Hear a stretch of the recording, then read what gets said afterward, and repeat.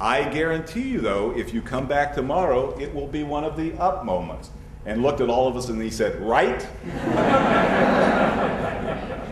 We should, yes, of course. But the point is that optimism, unbridled optimism, is a huge, huge point for you. So where does it come from? Where does this tenacity, this spirit, this willingness to get things done, where does that come from?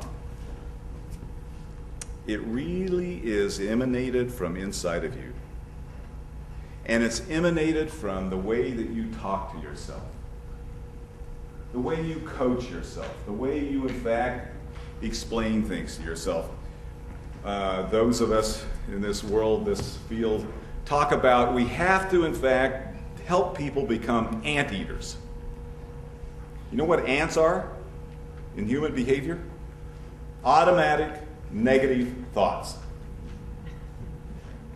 You got to eat those up because they're the ones that keep you from being optimistic.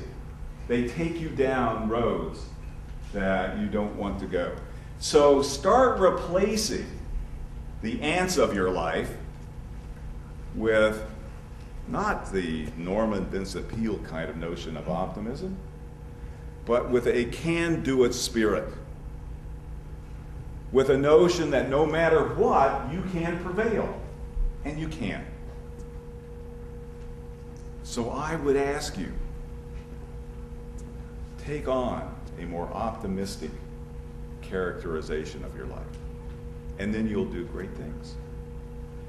The other thing about optimism, highly predictive of great leadership skills, highly predictive of learning, highly predictive of old age, that as you get there, highly predictive of psychosomatic disease. You don't have it. It's one of the big findings that we've done in the last 20 years. And you don't have to take a pill. You don't have to go see anybody for 300 years. You just change your life. The next point I'd raise, and just a couple more here. Next point I'd raise is what is the condition of your relationships? We, I use the royal we here, we do studies on what makes people happy. Stan is doing a great piece this afternoon on how to be happier in the workplace. We do studies on what makes people happy. About time we got around to that, right? What is number one on almost every list that you see that makes people happy? Two things. And there's about 6 or 7 others, but 2 big things. One is, what is the state and condition of your primary relationships?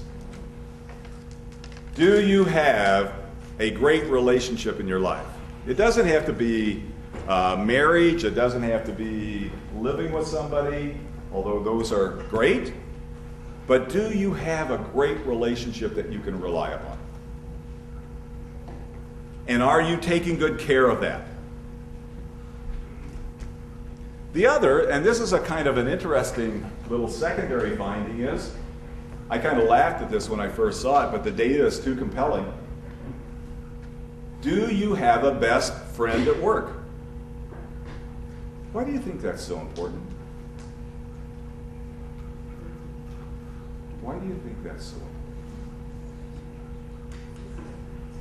Because not only do you want to get up and go see and talk to and interact with that person, there is a support system for you right then and there. It is a huge deal. Now, let me quickly flip to the other side of this, the dark side. I hope you don't do this, but I can very quickly show you how to destroy a relationship in a matter of about 6 days. That's all it takes. You can put a relationship in such drastic discomfort that it will end in about 6 days. You know how you do that? Now, it can happen over a lifetime, it can happen over a marriage, it can happen over a friendship, But here's the way you do that. Continuously criticize the other party. Do nothing but put them down. Do nothing but, in fact, point out to them how wrong they are. And eventually what happens is people develop what's called a flood reflex. Flooding is simply that I start to duck every time I see you because I'm afraid of here comes one more. And then I stop trying to see you, and when I do, I can't wait for that interaction to be over. Watch your talk. Watch your criticism. Watch your interaction, especially with significant others and your kids. You will end up with no relationship. I talk to folks, particularly guys, that are very, very successful by material measures. They come and we spend time looking at their lives. And clearly, half of the people I see are lonely and without any kind of significant relationship with their family, their children, anybody else. They've got lots of money. They drive fancy cars, eat at the best restaurants, but they are miserable. You cannot help the planet if you, in fact, are in a place where nothing seems to work for you.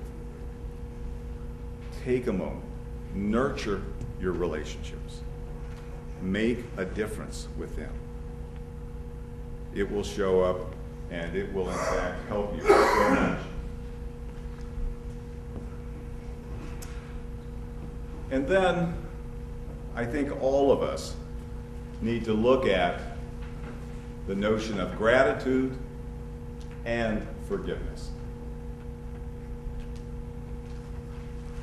That is, so much happens to us on a daily basis that's good, that kind of passes through our consciousness without even any recognition.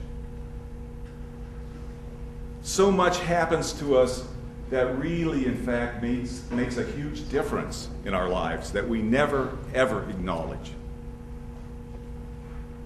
And so I would have you take a moment and on a regular basis ask yourself, what happened today that was really worthwhile?